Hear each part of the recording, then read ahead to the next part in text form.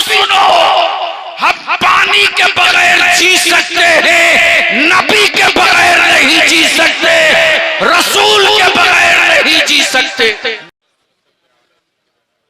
सय्यदिना मौलाना मुहम्मदिन बारिक वसल्लम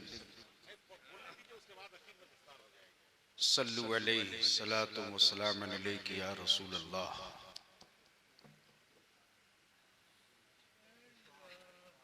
मैं भी सोचा था कि कुछ बोलूंगा,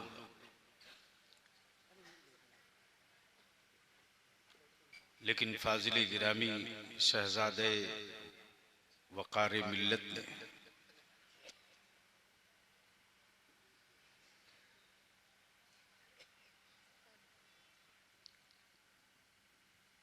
कुछ ऐसी बातें कही जिसको मैं मजबूरन आपकी अदालत में डालना चाहता हूं।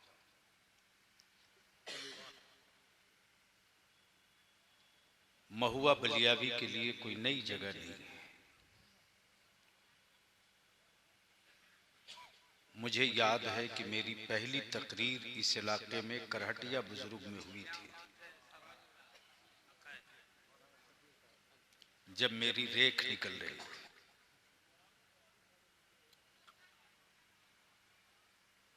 हमारे हाफिज अलाउद्दीन साहब, हाफिज सईद साहब,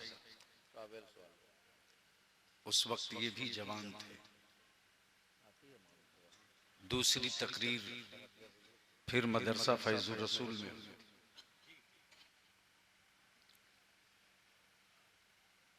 हमने तकरीर की है, जलसे बहुत किए, और दुआएं आपकी थी, वोट आपका नहीं था। राज्यसभा भी गया,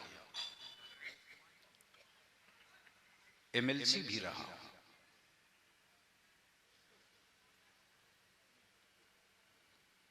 मौलाना कुतुबुद्दीन साहब भी जानते, डॉक्टर अमजद रजा भी जानते, मौलाना सैयद अहमद रजा भी जानते, अमीन शरीयत भी जानते, और बहुत करीब से मुहिब्बे गिरामी हजरत अल्लामा नोमान भी जानते।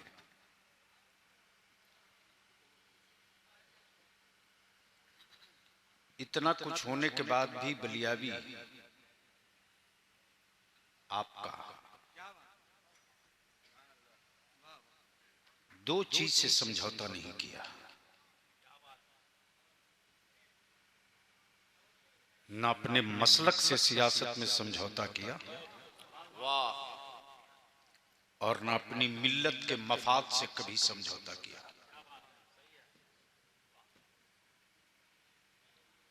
एनआरसी का तूफान आया, महुआ में भी आंदोलन हुआ। आंदोलन के बाद लड़ाई लोगों ने समझा खत्म हो गई, लेकिन याद रखना, तेरे बलियावी ने इस लड़ाई को मरने नहीं दिया है, जिंदा रखा। सुप्रीम कोर्ट में अहले सुन्नत की तरफ से तन्हा मुद्दई की हैसियत से इदारे शरिया है। 3 तलाक का मसला आया, जिसमें यह फैसला हुआ कि साहब, कोई मुसलमान अपनी बीवी को एक साथ 3 तलाक देगा तो तलाक नहीं होगी, फिर भी सजा 3 साल की। उस फैसले के खिलाफ भी आपका बलियावी, आपका इदारे शरिया उसी सुप्रीम कोर्ट में खड़ा है। अभी हफ्ता दिन पहले मौलाना कुतुबुद्दीन को लेकर वकीलों के दरवाजे दरवाजे भटकते रहा हूं। ये लोग करीब से जानते हैं कि मेरी एक ही औलाद है, बीमार रहती है।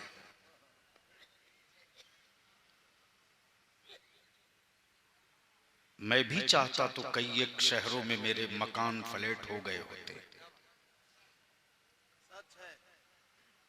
लेकिन लोगों ने एमपी रहते हुए भी किराए के घर में बलियावी को देखा है।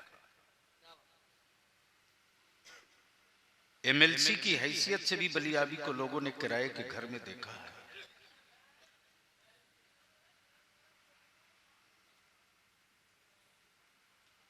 जिस मर्दे आहन ने बलियावी की परवरिश की है ना,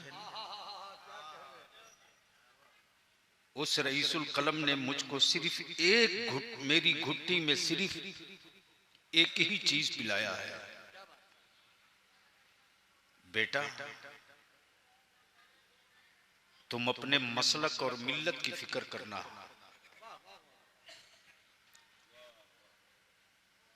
तुम अपनी जमात और अपनी मिल्लत की फिक्र करना,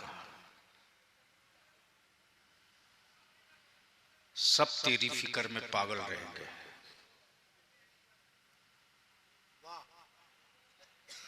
ये मेरी ताकत नहीं है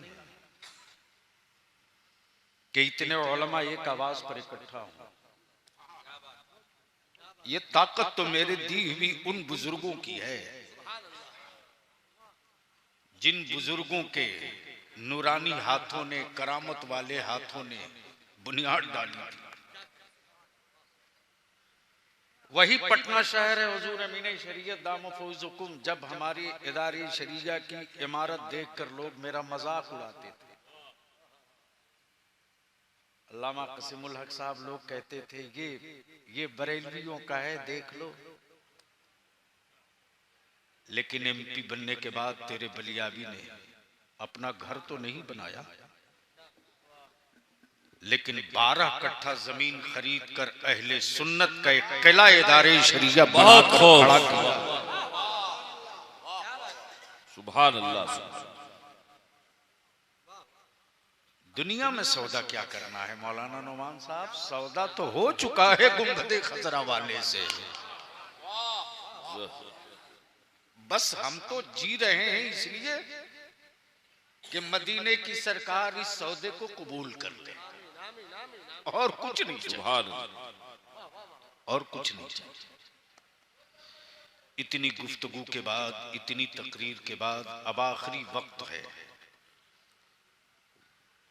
हमको वैशाली और महुआ से 50 नौजवान चाहिए कुंवारे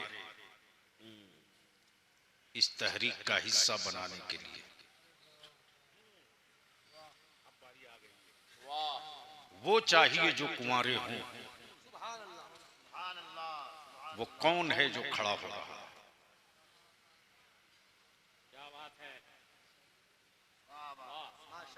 इतनी मेहनत का अब नतीजा देखना चाहते हैं। 2 पहले समझा दीजिए। कुंवारे बच्चे चाहिए। क्यों? 3 4 6 8 10 जो कुंवारे हैं वो चाहिए। सब शादीशुदा, जिनकी शादी नहीं हुई है वो नौजवान हमें चाहिए। अरे जिसकी शादी नहीं वो खड़े हो जाए। नहीं, जबरदस्ती नहीं, जो इस तहरीक का हिस्सा बनेंगे वो खड़ा हो। जो कुंवारे खड़े हुए हैं वो जरा हाथ उठा लें, दाएं बाएं देख लीजिए। और कोई कुंवारा है जो इस तहरीक का, इस मिशन का हिस्सा बनना चाहता है? अरे वो तुम जबरदस्ती नहीं, जिस लड़के की शादी नहीं हुई है उसकी जरूरत है। तवज्जो चाहूंगा अहले इल्म की, अहले स्टेज की तवज्जो चाहूंगा। अब देखिए नतीजा। जो कुंवारे हैं उनकी जरूरत है।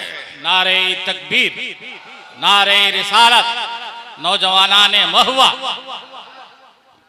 अब मैं खड़े हुए अपने उन नौजवान अजीज बच्चों से पूछता हूं, बोलकर बताना, क्या इस तहरीक बेदारी के का हिस्सा बनना चाहते हो आप? जोर से बोलकर बताओ। इस तहरीक का हिस्सा बनना चाहते हो? पक्का बनोगे? तो आपसे एक ही विनती है कि आज अहद करो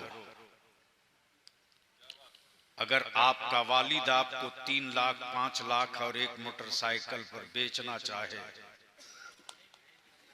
तो बाप का पैर पकड़ लेना।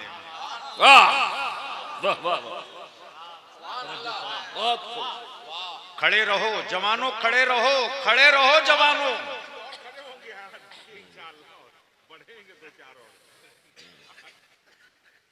बैठ गए, बैठ गए, खड़े हैं। वो जो गेट पर खड़े हैं वो भी इसी में हैं। वो इलेक्शन में आगे आ जाओ, आगे आ जाओ। जो खड़े हो गए हो आगे आ जाओ। जो इस तहरीक का हिस्सा बनोगे आगे आ जाओ, आ जाओ आगे। आज हुसैन के गुलामों का पहला इम्तिहान महुआ से शुरू है। बताएंगे हम अपनी बेटियों के इज्जतों के कातिलों को। अब हम वो नहीं रहे जो तेरे छुछुंदर की आवाज से हम दब जाएंगे। हम अपनी बेटियों की आबरू बचाने के लिए अपने जवानों को तैयार। वाह वाह वाह वाह। ये देखिए मौलाना, ये देखिए, ये देखिए, ये देखिए।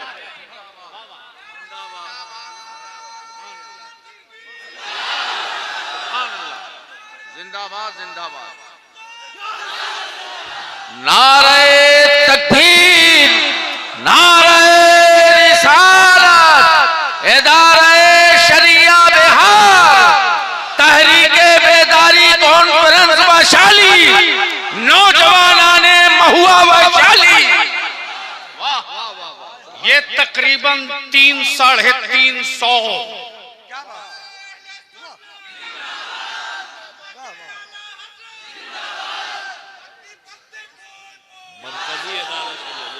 350 से ज्यादा मेरे रसूल के गुलामों ने, जो बच्चे मेरे कुंवारे हैं, आज आहद कर रहे हैं कि मेरी कीमत मेरा ससुर नहीं लगा सकता है, मेरी बोली मेरा साला नहीं लगा सकता है। बगैर किसी जहेज, बगैर किसी डिमांड, बगैर किसी मुतालबे के ऐलान करके बता दो कि हम अपना निकाह मस्जिद में करके जमाने को बताने वाले हैं। वाह, नारे तकबीर, नारे तकबीर, तहरीके बेदारी कॉन्फ्रेंस। तो बात पक्की है, बिकोगे या टिकोगे? बिकोगे के टिकोगे? बिकोगे के टिकोगे? याद रखना, अगर यहां तुम टिक गए तो किसी बड़े पेट वाले की औकात नहीं है जो हमको गिरा सकता हो। और अभी अल्लामा नुमान साहब ने जो अर्ज किया, जो गुफ्तगू फरमाई, अब इसी के साथ एक आखिरी बात। क्या आप चाहते हो कि मेरे नबी की तौहीन करने वालों के खिलाफ कोई कानून बने? जोर से बोलकर बताओ, बनना चाहिए कि नहीं बनना चाहिए? जोर से बोलो, बनना चाहिए कि नहीं? इस कानून को बनाने के लिए अगर जेल चलना पड़ेगा तो चलोगे? अगर जेल जाना पड़ेगा तो चलोगे? अगर जेल भरना पड़ेगा तो भरोगे? जमाने के हुक्मरानों, चाहे बिहार वाले हो तो भी सुनो, और दिल्ली वाले हो तो भी सुनो। हम पानी के बगैर जी सकते हैं, नबी के बगैर नहीं जी सकते, रसूल के बगैर नहीं जी सकते। नारे तकबीर, नारे रिसालत, गाज़ी मिल्लत अल्लामा गुलाम रसूल बलियानी, इदारा शरइया, तहरीके बेदारी कॉन्फ्रेंस, उलमाए अहले सुन्नत, अवामे अहले सुन्नत। लड़ाई की आज शुरुआत हुई है और आज मैं पूरी जिम्मेदारी के साथ कह रहा हूं, तेरे बलियाबी को एमपी एमएलए बनने का कोई शौक नहीं है, कोई शौक नहीं। अब एक ही जुनून है कि मेरी जमात में कुछ लोग पैदा हो जाएं, चाहे उलमा में से हो या आवाम में से। जब हम 70% अहले सुन्नत के लोग हो करके अब बहुत सारा कचड़ा कांधे पर नहीं उठाएंगे,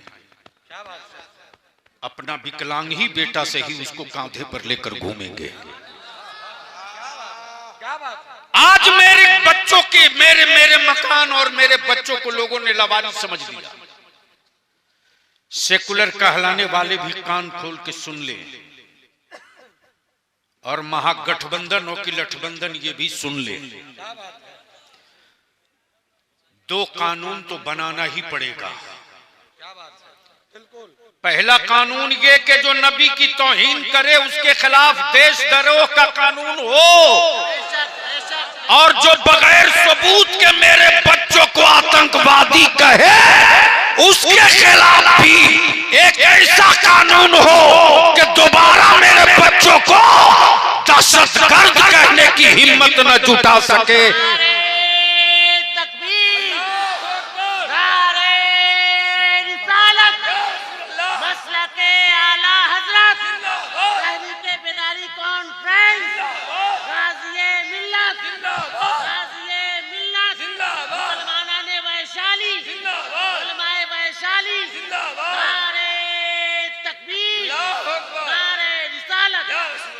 इसके लिए जिस तरह दलित भाइयों के जान की, माल की, इज्जत की सुरक्षा के लिए दलित एक्ट बना है, उसी तरह अब जरूरत आ गई है कि इस देश में मुसलमानों के जान, माल, इज्जत, आबरू की सुरक्षा के लिए मुस्लिम सेफ्टी एक्ट बनाया जाए। बोलो होना चाहिए कि नहीं? बोलो होना चाहिए कि नहीं? बोलो होना चाहिए कि नहीं? इस लड़ाई में इदारे शरिया आवाज दे तो साथ छोड़ोगे कि साथ दोगे कि साथ छोड़ोगे? आवाज दे इदारा कि गांधी मैदान भर दो तो भरोगे कि भाग जाओगे? अगर आप इकट्ठा हो गए तो याद रखना, सत्ता पर कोई बैठा हो उसकी चाबी मुसलमान की औलादों की जेब में डाल दो। अब अपनी जगह बैठ जाइए।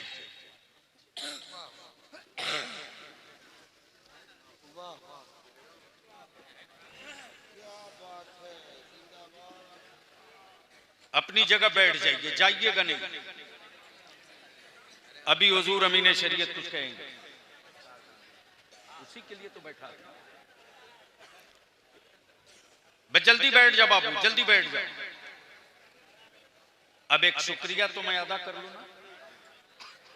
मैं अपने काजी शरीयत और शाही जामा मस्जिद महुआ के मुंतजमा का, इमाम का, पूरे महुआ के नौजवानों का, पूरे वैशाली के हर गांव मस्जिद के उलमा का, अइम्मा का, नौजवानों का और अपनी कौम के उन तमाम जिम्मेदारों का इदारे शरिया के खादिम की हैसियत से और इस कारवां में चल रहे अपना कीमती वक्त प्रोग्राम छोड़कर, नजराना छोड़कर, दिलबर शाही साहब हो, हबीबुल्लाह फैजी साहब हो, अलहाज दिलकश राचवी हो, अल्लामा नुमान अख्तर हो, हुजूर अमीन शरीयत हो, हजरत अल्लामा कारी निसार साहब हो, अल्लामा सैफुल्लाह अलीमी साहब हो, मौलाना आसिफ इकबाल साहब हो, मुफ्ती हसन रजा साहब हो, तौकीर रजा इलाहाबादी हो, मौलाना अलाउद्दीन साहब धनबाद हो। हमें फख्र है कि रईसुल कलम ने जो अपनी रूहानी औलादों के लिए जो नक्श छोड़े थे, अहले सुन्नत के हर आलिम के दिलो दिमाग पर वो नक्शे कादरी मौजूद है कि जब जब जरूरत पड़ेगी हम लिफाफा नहीं देखेंगे, हम अपने मसलक और अपनी जमात को देखेंगे। आपने मुठिया के चावल से, ज़कात से, फितरे से जो मदरसे की मदद की थी, मदरसा के असातिज़ा ने, इंतजामिया ने क्या खूबसूरत बारात सजाई है साहब। अब इस सजे हुई बारात में दूल्हों की दस्तारबंदी की बारी आ रही। इन्हीं चंद जुमलों के साथ सबका शुक्रिया अदा करते हुए हमारे पीर तरीकत हजरत सूफी मिल्लत हजरत वैशालवी साहब, काफी दिनों के बाद मुलाकात हुई। हजरत अल्लामा मुस्तकीम साहब तेगी कलकत्ते में मुलाकात हुई। मैंने जब कहा कि आपके शहर में प्रोग्राम है, उन्होंने फरमाया कि हर कीमत पर मैं चल पड़ूंगा। और इस वक्त मुझे फख्र भी है, नाज भी है कि मैंने उनको देखा है और उनसे फैज पाया नहीं, बटोरा है। बखुदा मैं बोलते बोलते काजी साहब मेरी आंख नम हो जाती है। जब पहली बार हजरत चांदपुर फतेह से मुलाकात हुई थी तो ऐसा लगा था कि मैं इनसे पहली बार नहीं मिल रहा हूं, बहुत पुरानी मुलाकात है। और उसके बाद तो आलम ये कि जब किसी जलसे में बलियाबी का नाम पोस्टर में हो, हजरत शरीक हो, तो गांव की जबान में पूछते थे, बउआ हो बलियाबी है लो, बउआ बलियाबी है लो।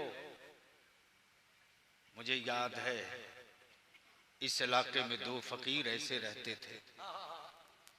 जब बलियाबी पर मुकदमा हुआ था, हंगामा हुआ था, तो इसी बक्सामा से हजरत सूफी अब्दुर्रहमान साहब गए थे।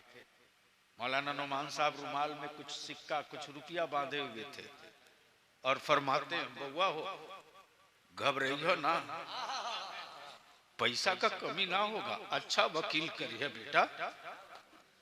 आज आंखें ढूंढती हैं कि जिन चट्टानों के साये में हम छाती ठोक करके किसी को भी कहते थे आओ फरिया लो, अब वो नहीं है, लेकिन उनका खून मौजूद है, उनकी औलाद मौजूद है। आज अल्लामा शाह कसीमुल हक साहब ने ये साबित किया और जब से आया हूं तब से फरमा रहे हैं कि तहरीक बेदारी का तसलसल रुकना नहीं चाहिए। इस सिलसिले को बीच में डिस्कनेक्ट नहीं होने देना है। जब हमारी खानकाहों की छतरी मेरे सर पर है तो दिल्ली वाले के जुल्म के बादल के कलेजे को भी किलो से तौल लेंगे इंशाअल्लाह। मैं इनका भी बेहद शुक्रगुजार हूं। मैं गुजारिश करूंगा अल्लामा नाम पुकारे।